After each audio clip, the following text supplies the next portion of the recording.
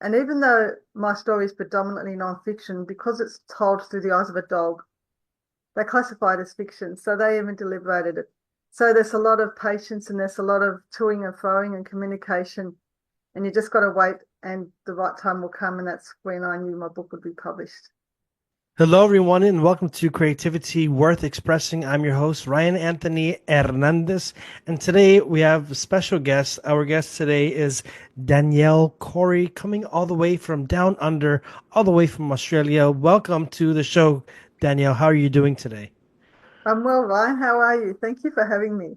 I'm doing great. It's great to have you on the show. And for those who are listening to the audio, I have my Australia cap. I'm flashing my Australia cap. I have my Australia gear for today, just because our guest is from Australia, and I have some close connections in Australia. So everyone in Australia who sees me, who sees us, hi! Shout out to everybody in Australia. Hi, everyone. Happy Australia Day as well. That was yesterday. That's right. Today's Australia Day. Welcome to the show, Danielle. It's great to have you on the program. And before we really get started, can you introduce yourself to the audience and also describe your form of creativity? So I'm Danielle Corrie. I'm from Sydney, Australia. I'm a published author of a book called Teida's Story, Life Through the Eyes of a Dog, which is a dog memoir from my dog Teida's eyes, where she chats about grief and loss, faith, hope, friendship, and love. And it shares good times, bad times, happy times, and sad times. Creativity for me began when I was young. I remember my dad used to tell me stories as a little girl as I was going to sleep, and he'd make up imaginary characters. And where he got the characters from, I'm not sure, but there was a character called Birdie, and there was another one called Tweety, and another one called Squirrel. And would close our eyes as Dad would make up a story with these little three characters and imagine what they were doing. And it could be, birdies climbing a tree because we were like 4 or 5 or that sort of age. And, it could be birdie climbing the tree and would imagine this little bird climbing the tree and imagine, what color is this bird and what does it look like and how does it get on with the squirrel and all this sort of thing. So that's one of my early memories of creativity from my dad. And another thing was like with mum, she's a great gardener and mum also sews, she loves music. And that also came into my play growing up. Also with cooking, mum and dad love cooking. So there's so many different versions of creativity for me growing up. And that's how I developed creativity from my parents, also from the environment. You look outside and you see the sunrise and you think, how did that sun come there? How did God create such a beautiful sun in the sky or, a beautiful rainbow, even the rain falling in the nighttime? There, to me, is also creativity amongst nature, amongst the flowers that grow. You might see a big red rose and you just imagine and you just appreciate the creativity that's in the environment around me. That's So how let's I felt creativity. let's pause right there and just analyze because you were saying you're very young, you were a child at this time, and your father is uh he's influencing your imagination, and then you see your mother in her creative ways of dealing with mother nature, and also your views on nature when you wake up and you see everything. Would you say that as a child, would you ever daydream and make your own stories? Because yes, I, your father influenced you, but did you have your own stories as well? I never thought about stories as in writing, but I used to play with my toys and create scenes with them. You'd create characters. There was 4 children in my family, 2 boys, 2 girls. I was the oldest. So before my sister came up, before my brothers came, you sit with your teddies or your dollies and you'd sit there and you'd pretend to make a cup of tea with one of them and, make different characters with all your toys around you. And that's another way of creativity for me growing up. And I never thought that I could write because at school I was told I couldn't. Creative writing and writing essays was a downfall. I couldn't. I basically got 12 out of 20 for my marks. That was the best. I used to fail creative writing and writing essays and that sort of stuff. So I never thought I could write anything, but I'd immerse myself in books. I'd immerse myself in stories. I'd immerse myself in the environment and to create my imagination that way. So, what are some books from your childhood that remain with you to this day?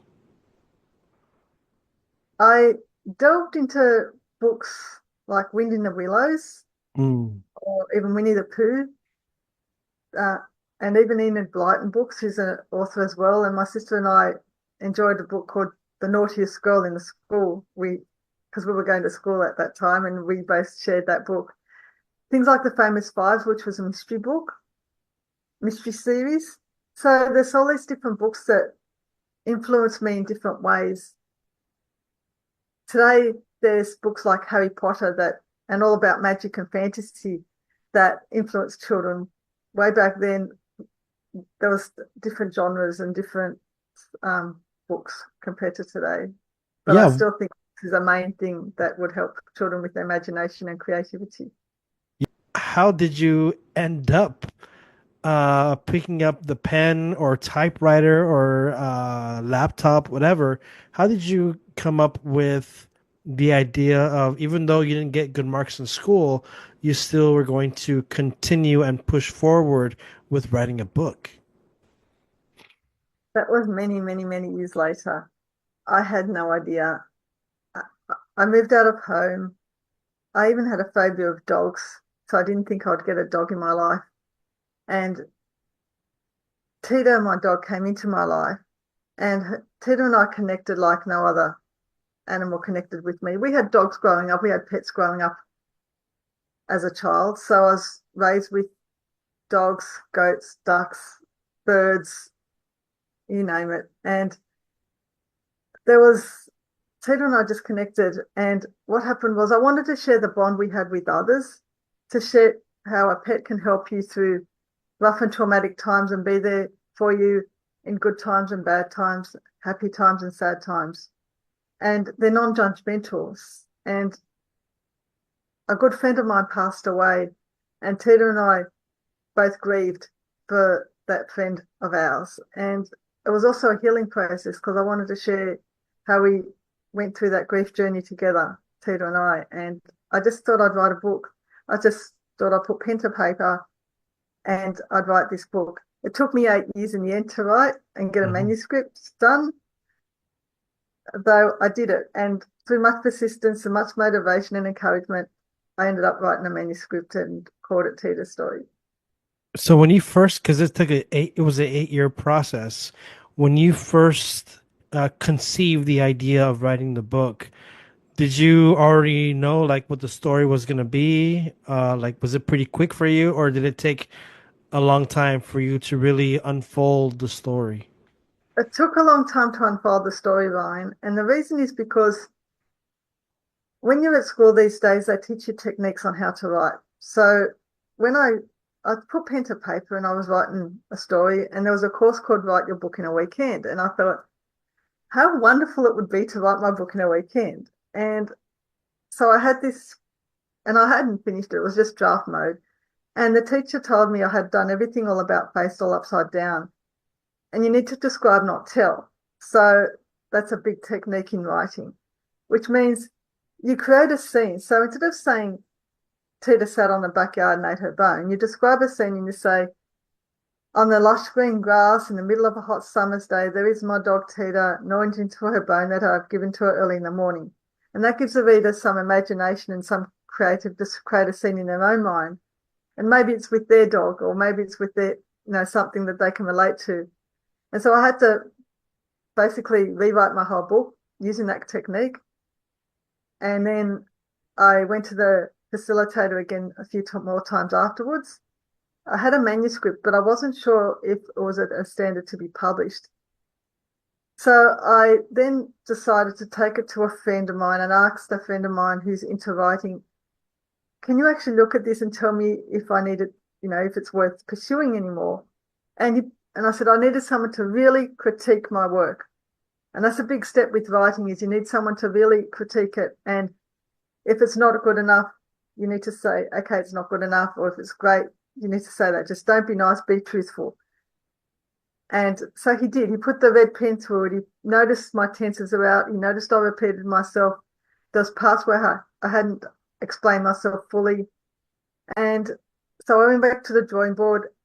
But one thing he said was, this has potential. You are a good writer. Keep writing. And that spurred me on even more. So I thought, if he can see that it has potential, I'll just keep writing and taking all his feedback. And I didn't know the process of becoming an author. I didn't know what to do, how to connect to the publishing world or anything. So that's why it took so long. It's not just me writing a book, but the whole process of getting this manuscript. Do I self-publish or do I go to the traditional world and publish? And initially I self-published the book and then decided to publish it to a traditional publisher.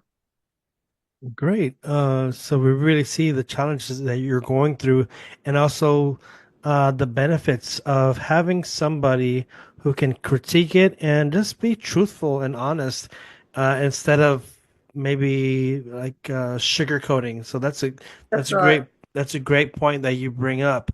Now 8 years is a long time.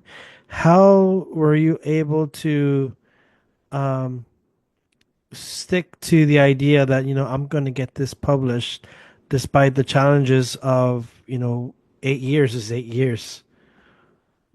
It is 8 years. Because what I also wrote, my book was In the Eyes of My Dog, Teida, and Teida is a cross Staffordshire red cattle dog, and a red cattle dog is a breed of dog in Australia. So I self-published it, and I didn't know I was going to publish the books. I just knew I wanted to get it out there in the big wide world for people to see. And for me, when you self-publish a book, you knock on people's doors who you think would sell your book in their store, a bookstore, a pet store, whatever you feel would sell your book. And they'll say to me, I want to read it first. And I said, no, you can't read it first. You need to buy it first and then you can read it. And then I say, no, I want to read it. I'm not going to buy it until I read it. And I thought, well, you're just knocking your head against a brick wall. You're not going to get anywhere. I wasn't going to get anywhere. And I put some books on consignment at other stores, and they'd actually say, yes, we'll, pay you X amount of dollars once the books are sold. I noticed books had disappeared off the shelf, and she said, oh, we'll wait till they all sell. Well, the store closed down, she died, and I didn't get my money. So that's the challenge you face when you self-publish books. And I know today you have Amazon and you have all these other online places where you can self-publish books.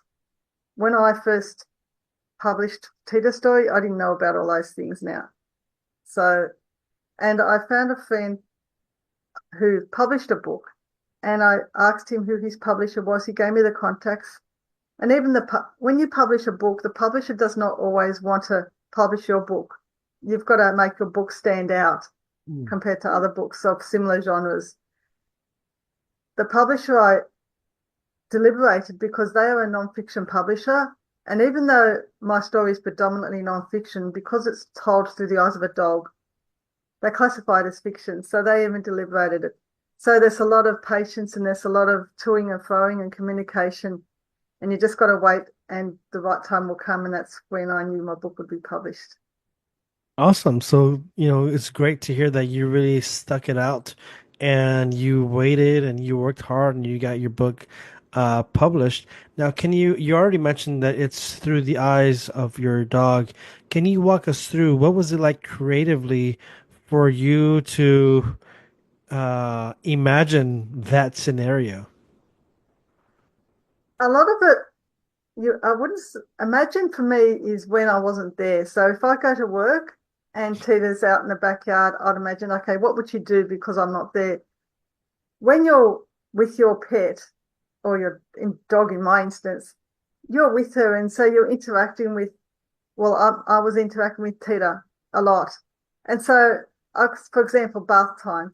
You know that she's afraid when she. I knew she was afraid getting in the bath, and you'd watch her reaction when she gets in the bath, or you take her for a walk and she smells everything, and Mhm. does she bark at the dogs on the other side of the street or doesn't she? And you write little scenarios like that, little antidotes like that. You put it all together, and that's where your book starts from. And then you put in the feelings. So sometimes there'd be feelings like with me, there was a few trials and tribulations. I was made redundant at work, and she was outside wondering where is where is Danny? She's late home from home, and then she was so excited to see you, and she knew something wasn't right. So she was through with me through that process and saying, "Mum, everything will be okay. You can spend your rest of the life with me because you're not going to go to work anymore, and I'll see you more often." So you learn to communicate with your dog, and you learn to know what your pet's trying to tell you. If your energy is the same as your pet's, you actually go in sync with each other. And can you share with us how was it like when you first laid eyes on Tata? Sure. As I mentioned, I had a phobia of dogs when I was a child. The reason was I was walking across the road with my sister. We bought the Sunday paper, and this dog just came out of the middle of nowhere, and I was about 9 years old and bit me on the side of my leg. And even though we had dogs growing up, I was frightened of medium to large size dogs, more large size dogs, things like Labradors, Golden Retrievers, Great Danes, those type of dogs. And I overcame my phobia, and many years after that, my house was broken into, and the police said to me, "You need a dog. It would be better for you to have a dog, extra security." And I'm thinking, how was I meant to have a dog? I work long hours. I have no car. If I've got to take her somewhere, I have no car to take her to the vet. And it's not fair on the dog if I'm working all the time and they're home alone. I didn't think that was right. 4 days after, a friend of mine rings me up and says, "Danny, I need to give my dog away. If she doesn't, she'll be put to sleep." And so I rang my friend who's George in the book, and he said, "Bring the dog over. You don't have to take the dog. I'll be over soon." So the dog came over. She went to go around smelling all these different smells in my garden. And then the owner left. And that's how Teida came into my life. Nice. Thank you for sharing that. And how long did you have Tata for? I had her for over 10 years. She passed away at age 17 That's a long, after the that's book a was that's a good published. age. That's a good She was. age. Um, so now let's go now to you have the book published. Well, first you worked at it for 8 years, you get it published. Um, do you have a copy of your book with you at the moment? I do. Yes, can you walk us through that picture and the cover? That picture on the cover is decided by the publisher. Okay. The reason it's decided by the publisher is because if you put my dog, as I mentioned, I self-publish the book. And when you self-publish a book, you can put any picture you like on your book, and that's Teeter there. Oh, huh. Now, when you publish the book, which is this copy here, what happens is the publisher decides the the cover, and they decided to have a generic cover because then it would cater to all the audience throughout the world. If you just put my dog, the reader wouldn't be able to imagine it being their dog in the story. Mm. So that's why they put a generic cover on that book. Okay. So they allowed me to put Tita inside the book, but not on the outside. Okay, but still, I mean, you get it published, and so that's the All cool right. thing. And So just so that you know, that's not my dog. yeah, because I saw the picture earlier, and I was thinking, what happened to Tatum? Did Tatum get bigger, or because I thought it was the same dog at first. I was like, oh, what happened to Tatum? Like a Yeah, before and after. Uh, that's it. That's it. yeah, so let's not get into your writing.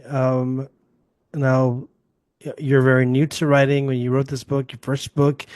Um, what were some challenges that you faced besides the publishing?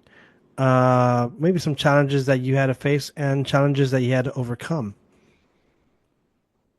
In my writing, I had to overcome basically the whole course of Write Your Book in a Weekend was a big eye opener for me because it taught me how to write a book or how to write and expand. When I was young and I'd write, you do tertiary education and you have to write, say, essay and say it was 1,000 words. I might get up to 700 words, and then I get my sister to say, get her to say, look, can you expand the rest for me? Because I don't know how to expand it out. With writing a book, there's no word limit. You can just write as much as you want or as small as you want. The publisher will decide, yeah, that's great. When you have the book edited, they will tell you, okay, what about adding this bit to the end of the book or moving things around, reword it. So you really need to make sure the reader understands what you're saying. You need to also, with my writing, I also had to make sure that I hadn't repeated myself because a lot of times because it's such a big piece of writing, I look at it and think, oh, I didn't say that, and I'll type it again, and then someone said, yes, we've already said that at chapter 3, and you're up to chapter 15. So, and the structuring of your book, you need to make sure that the chapters all link in together. So, and all the standards of your chapters are similar. So you want to make, if you're writing at a high standard for one chapter, bring your other chapters up to that standard. That way, and make yourself expressive. So Mm, that was my challenges. I wanted to express myself through Teida's eyes. Dogs are non-judgmental. If I write the same story in my eyes, people will think, oh, she's judgmental, she's biased. There's a lot of toing and froing. When it's from an animal's view, it's very neutral in mm, their opinion. And people understand animals more than humans at times and a lot of people relate to animals. So it doesn't have to be a dog, it could be a bird, it could be cat, anything. And a lot of people may not have a pet, but they do relate to animals. So that's why I thought I'd do it in a dog's view, not my view. And that was the challenge for me, to try and do something different that would get the publisher's eye. cool. So thank you so much for sharing. And you have your book out. Do you see yourself making any future books?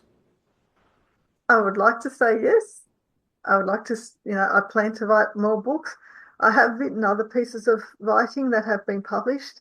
I've written a anthropology piece of writing called Easter Traditions that was published. And recently an international magazine approached me, and a story called Dad's Christmas Gift was my piece of writing in that magazine. The piece of writing had to be, it's Christmas time, because it was in their December issue. It was Christmas time, and the theme, anything. So I wrote this 900-word piece of writing called Dad's Christmas Gift.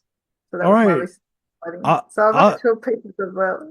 awesome. It sounds like you're very busy and you're still growing creatively and you're still writing. Now for this part of the podcast, I would like to kind of switch gears a little bit and ask you, are there any current authors, upcoming authors or writers that you suggest we keep an eye out for?